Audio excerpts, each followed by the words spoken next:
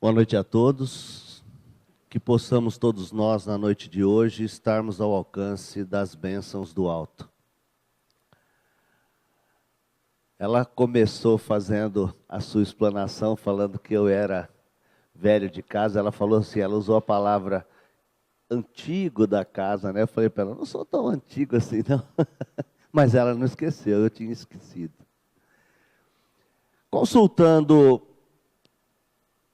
a literatura básica da nossa doutrina, que é o Livro dos Espíritos, a gente vê logo na questão número 1, uma questão até curiosa. Para quem está aqui e ainda não leu o Livro dos Espíritos, o Livro dos Espíritos é no formato de perguntas e respostas. Então as perguntas têm número, né? E a questão número 1 do Livro dos Espíritos é: que é Deus? Kardec indaga aos espíritos o que é Deus. E os espíritos respondem: Deus é a inteligência suprema do universo, causa primária de todas as coisas. Em seguida, ele começa algumas especulações para que os espíritos respondam a ele. Como é que é Deus? Se alguém pode ver Deus, entender o que é Deus. E os espíritos nos indicam que as nossas palavras e os nossos sentidos ainda são insuficientes para compreender a natureza íntima de Deus. Mas na questão 13, os espíritos nos dizem que, se a gente não pode conhecer a natureza íntima de Deus, pelo menos a gente pode conhecê-lo através dos seus atributos, né? Que são infinitos. Mas na questão 13, ele destaca alguns, que são ser eterno, imutável, imaterial, único, onipotente e soberanamente justo e bom. E nos vem a explicação de que Deus teria que ser eterno, né? Teria que existir desde o sempre, porque se não fosse assim, ele teria alguém que teria existido antes dele, e ele não seria, né, único, porque com certeza quem nasceu antes dele seria mais potente, não é mesmo? Ele é imutável, porque ele sempre foi o que é, né? Ele não muda com o tempo, ele não tem modinhas, né? Então, ele é imutável. Ele é imaterial. O que quer dizer imaterial? Que Deus é diferente de qualquer tipo de matéria, tá? Deus não é material. Então, Deus não é constituído de matéria, Deus é imaterial. Ele é único, porque também, não poderia ser diferente. Se tivessem vários deuses, teriam vários competindo pelo poder, né? Uma coisa natural. E ele é soberanamente justo e bom. O que quer dizer isso? Que tudo que vem de Deus é extremamente justo e extremamente bom, né? Eu costumo sempre ressaltar, né, algumas coisas sobre Deus, falando sempre sobre que ele é onipresente, onipotente e onisciente, né? Que ele pode tudo, está em todos os lugares, sabe de tudo. E se a gente está passando por algum mal, ele está ali do lado, ele está vendo, poderia tirar se quisesse, não tira. Com certeza, se ele é soberanamente justo e bom, há uma causa justa e boa para que a gente esteja passando por aquele sofrimento. Mas, às vezes, a gente se pega, não é cultuando, mas divagando sobre o mal. Não escreveram aqui, né? Porque pediram para escrever o tema da palestra na lousa. Eu falei, o tema é tão feio, né? Não vai escrever, não. E eu vou falar hoje sobre o mal, né? Porque o mal existe no mundo, desde que o mundo é mundo, né? Pelo menos enquanto a gente for, né, nesse nível que nós estamos hoje, encarnados aqui na Terra, tal. E nada personifica mais o mal, né? E nada a gente ouve mais o mal do que o demônio. Não é isso? Quando a gente fala em demônio, a gente está falando da personificação do mal. O Livro dos Espíritos, quando Kardec indagou os espíritos sobre se existem demônios, na questão 131, os espíritos nos dizem o seguinte: não, porque se ele existisse, ele seria a obra de Deus. E Deus, como soberanamente justo e bom, não haveria de criar seres eternamente vinculados ao mal e ao sofrimento. Não é isso? A própria palavra demônio, ela vem de daimon, que em grego quer dizer inteligência, gênio, e isso para bons e maus, né? A palavra daimon, né, tem essa cultuação, esse centro da palavra que transmitiu-se para as línguas posteriores, né, de que é um ser incorpóreo, um gênio, uma inteligência, bom ou mal. Com o passar do tempo, foi-se usando a palavra demônio para a inteligência do mal e anjo para a inteligência do bem. Mas esse nome lá atrás, na raiz grega, daimon, quer dizer gênio, inteligência, tanto bem quanto mal, né? Hoje tem pessoas que não gostam nem de pronunciar essa palavra, né? Na Gênese, a gente encontra uma explicação para o ser maligno. Bom, tudo bem, já Deus não criou o demônio, mas tem seres malignos por aí, né? Tem seres que praticam o mal, que gostam do mal, que cultuam o mal, né? E ele nos coloca o seguinte: se o mal estivesse personificado num ser, restaria duas opções. Como Deus criou tudo, Deus teria criado o mal, criado o demônio, personificado em alguém, o que é totalmente incoerente. E se não foi Deus que criou? Ele teria que ter sido anterior a Deus, não é isso? E se ele fosse anterior a Deus, a gente veria em toda a natureza no universo uma briga constante, certo? De um fazendo e o outro desmanchando, não é assim? Se tivesse uma força do mal com a mesma potência de Deus.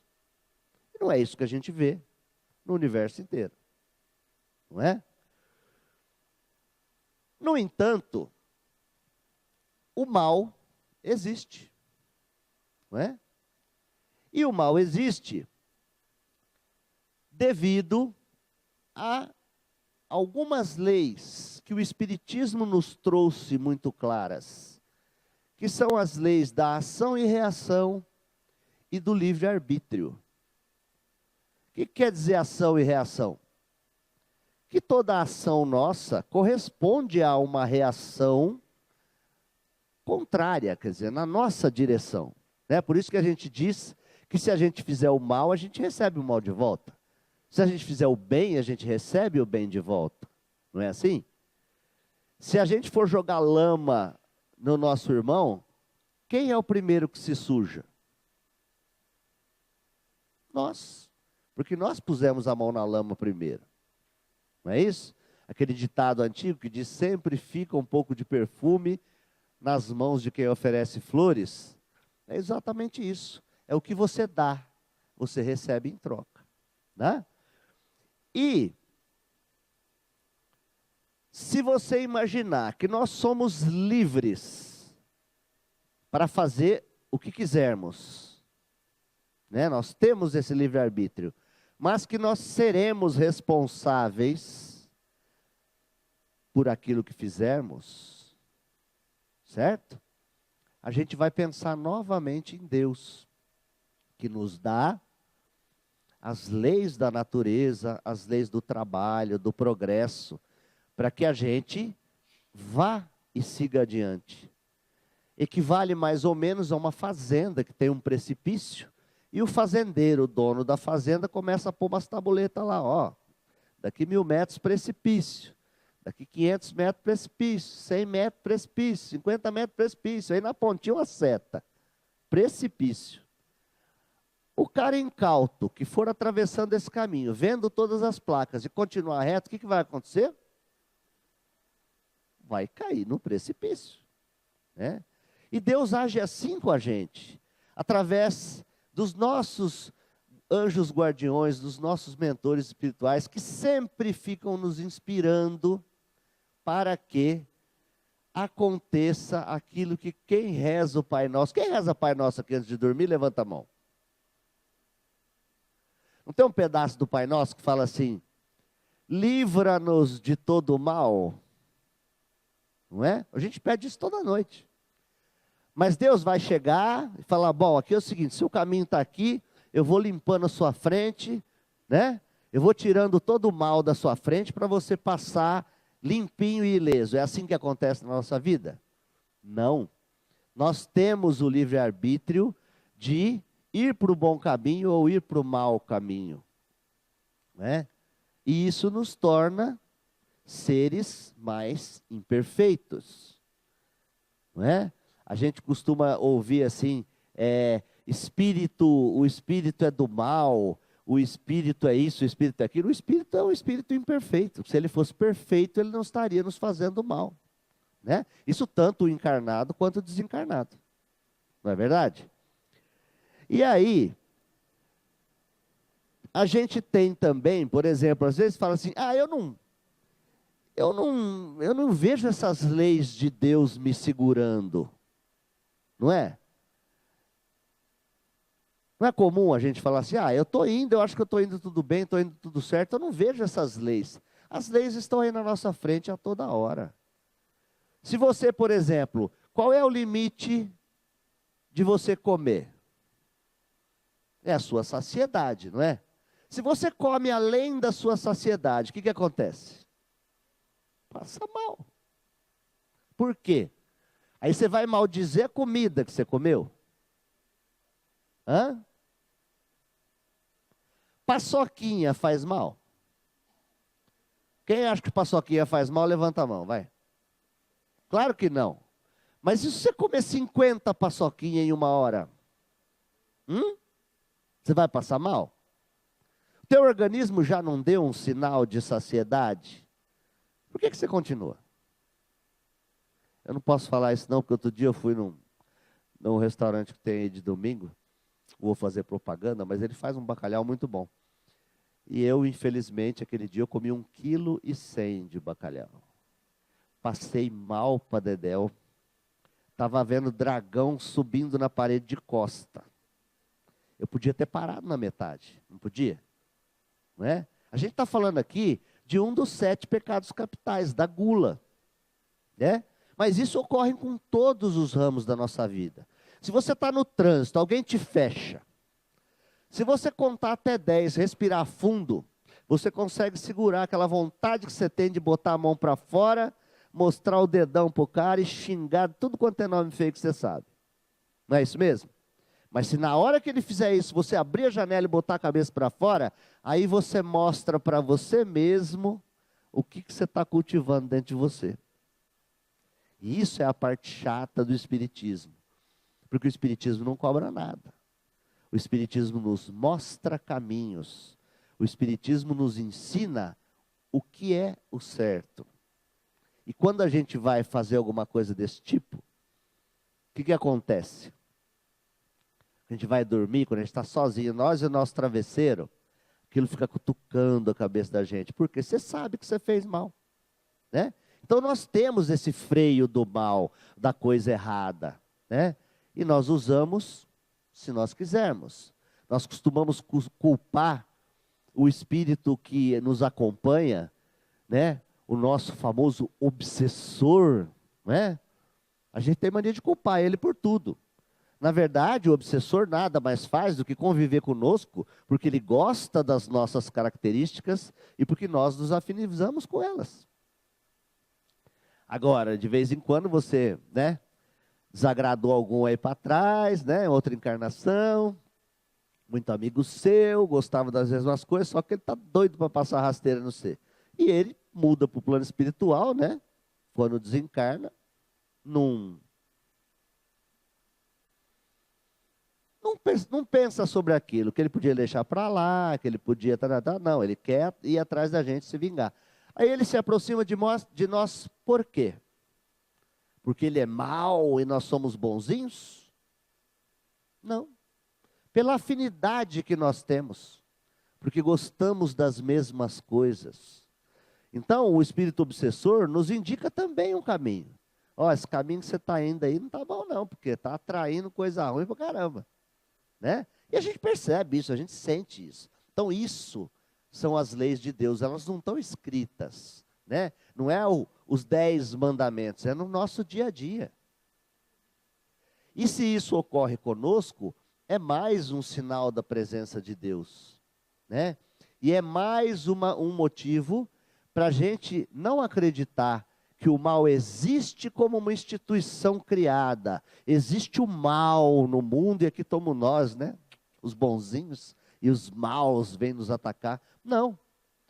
O André Luiz, numa das suas obras, ele coloca o seguinte, ó.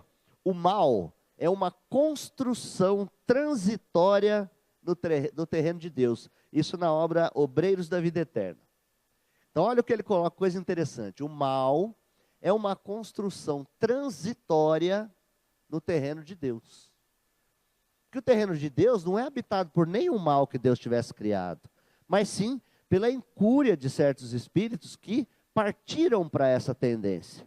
Né? E que um dia também serão, como nós fomos criados simples e ignorantes, com um único objetivo, que é chegar à perfeição. Esses que estão agindo no mal hoje, são espíritos que foram criados igualmente nós, que pegaram um caminho mais tortuoso, mas que também chegarão lá na perfeição.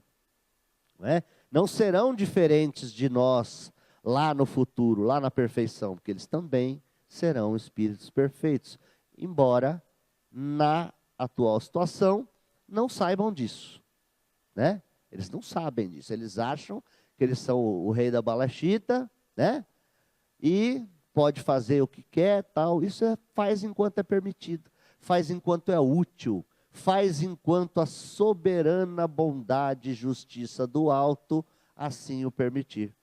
Por isso que a gente tem que se cuidar, por isso que nós temos que nos cuidar para descobrir os nossos defeitos, descobrir as nossas más tendências e botar a nossa vida no caminho reto. Ah, mas eu não tenho defeito. O defeitinho meu é pequeno. Agora, ele lá, nossa senhora, aquilo lá é cheio de defeito. Eu não, eu tenho pouquinho. Né? A gente pensa assim. Não é?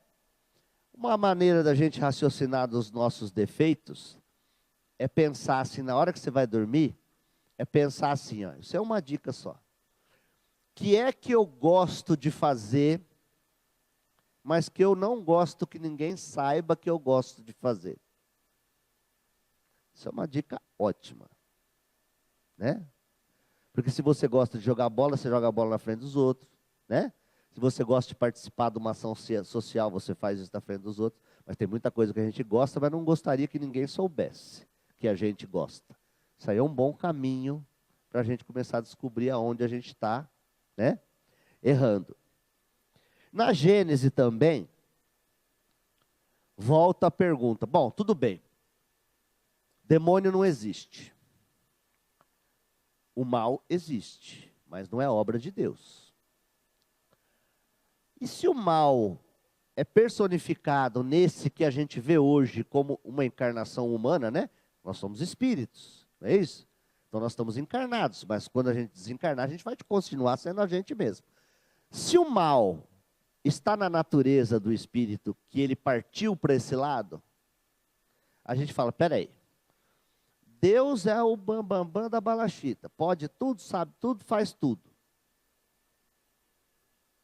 Por que ele criou o homem simples e ignorante? Por que já não criou ele perfeito, inteligente? E aí não existiria mal no universo, correto ou não? Não é correto? Não é um bom pensamento esse? Se Deus tivesse criado todo mundo perfeito, anjinho, tocando harpa lá no céu, estaria ótimo. Mas de que vale isso? De que vale isso?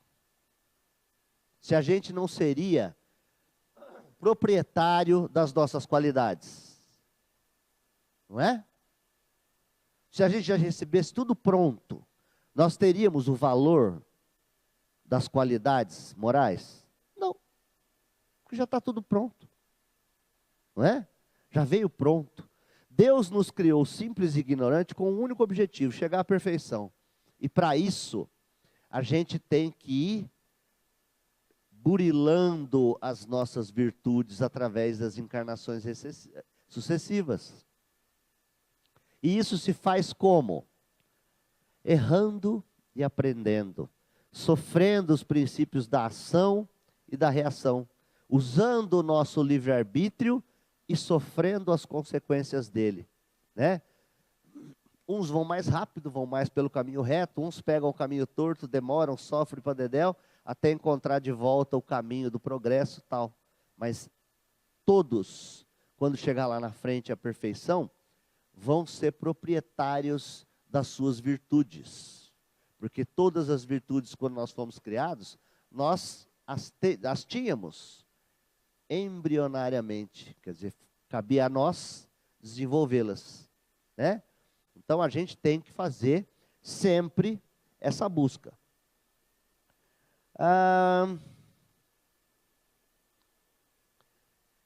O que nos atrapalha para essa aproximação do mal perto da gente? Proteção de Deus a gente tem, Ele está do nosso lado, sabe de tudo, podia fazer, podia não fazer, só que a gente pisa na bola, não é?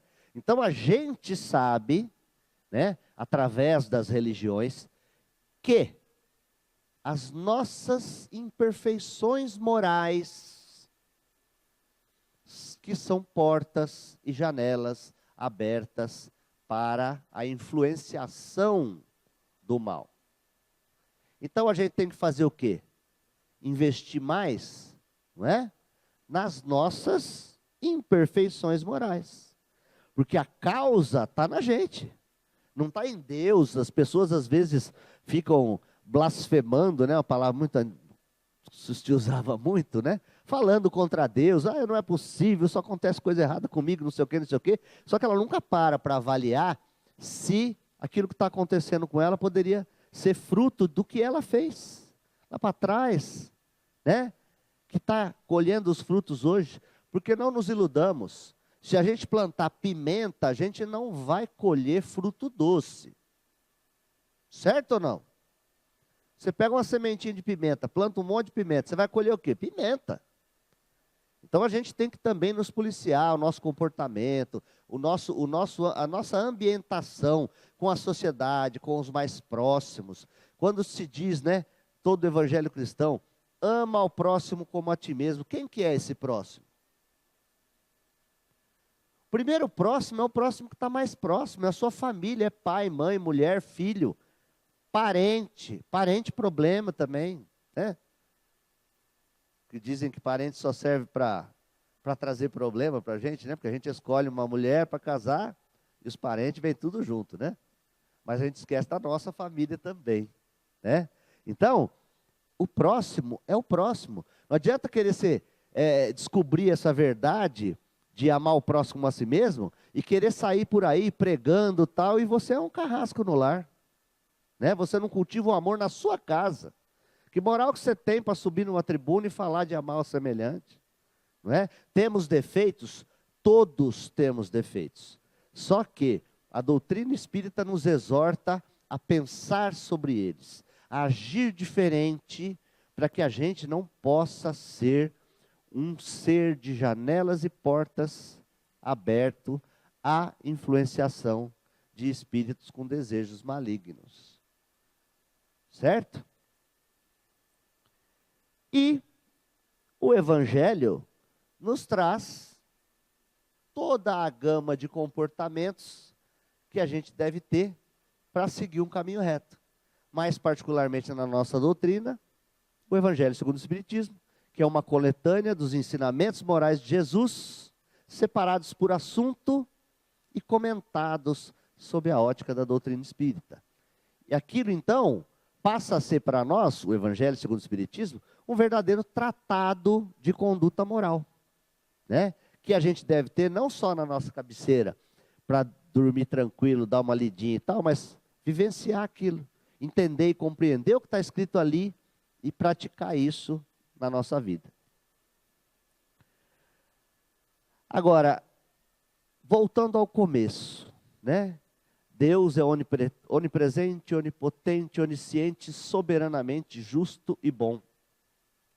Se algum mal nos aflige, se algum espírito com intenções não boas consegue nos influenciar, a gente tem que pensar que se a gente acredita em Deus, que Ele é onipresente, onipotente, onisciente, soberanamente justo e bom, a gente tem que acreditar que a gente também pode lutar contra isso. Porque Deus está do nosso lado, sabe o que está acontecendo, teria poder para impedir e não o faz.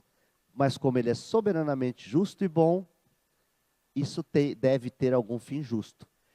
E normalmente esse fim justo passa por quê? Passa por a gente nos melhorar, né? Investir no nosso aprimoramento. E com o passar do tempo, essas influências maléficas na nossa vida, sejam encarnados ou desencarnados, né? Tenderão a se afastar por falta de sintonia. Para terminar, eu gostaria de contar uma historinha, que às vezes a gente também costuma olhar um negócio e ver a cena como se fosse numa tela de televisão e começar a julgar tudo pela cena, né? Então, do livro Ação e Reação, do André Luiz, vem a história de Poliana e Sabino, né? Os dois eram duas pessoas pobres sem nenhum recurso. A Poliana era mãe do Sabino. E o Sabino era aquela criaturinha que se você fosse fazer uma piada, uma gozação, falando, nossa, o dia que Deus fez esse cara, botou tudo, ele estava brabo, porque ele botou tudo de ruim no coitadinho lá, o coitadinho dançou, né? Vou ler aqui porque o Sabino tinha 90 centímetros, vão imaginando aí nas suas mentes, cabeça grande, disforme, exalando odores fétidos, paralítico, surdo-mudo, só se comunicava com a mãe, com a Poliana, ninguém conseguia se comunicar com ele, então só ela conseguia dar comida, dar banho nele, só ela conseguia, só ela conseguia fazer. E aí o André Luiz fala assim, nossa senhora, o cara aí deu azar mesmo, hein? Né? Aí o espírito estava acompanhando o André Luiz e falou, seguinte, você está vendo só a casca.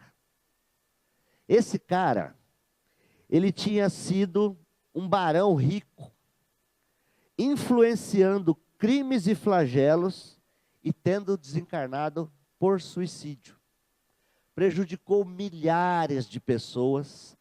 Essa mãe que cuida dele hoje, que não pode nem trabalhar, tem que viver da esmola, porque ela não pode ficar um segundo fora do lado dele, e ela não consegue carregar ele para lado nenhum, acordou mais cedo, isso já faz 1000 anos que ele está nessa aí, e ela acordou mais cedo e resolveu vir com a missão de resgatar o Sabino, que é companheiro dela.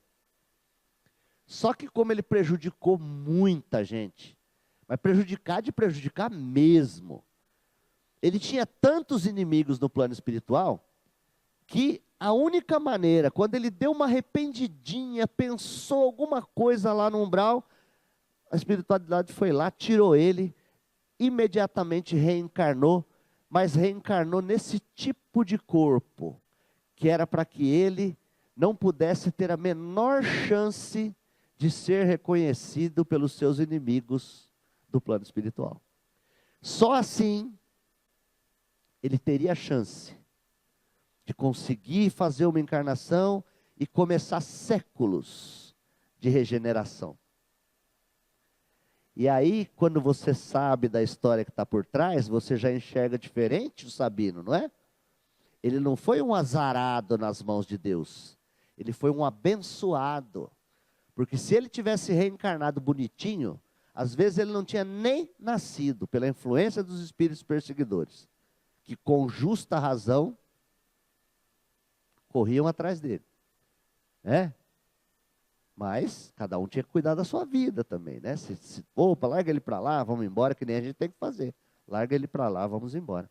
Então, na vida, a gente tem que aprender a olhar os nossos problemas com os olhos de que tem um Criador acima de nós.